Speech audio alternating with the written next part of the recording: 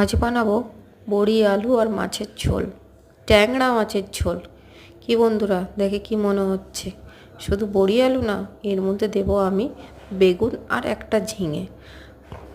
ঝোলটা কিন্তু খেতে অসাধারণ হয়। প্রথমে মাছ ভাজা করে নিলাম, মাছ ভাজা করে এবার বড়িগুলো ভেজে নিচ্ছি। তার আগে আমি বলে দিই বন্ধুরা, লাইক কমেন্ট একটু সাবস্ক্রাইব করো। সাবস্ক্রাইব করতে কিন্তু পয়সা লাগে না, প্লিজ একটু করে নাও।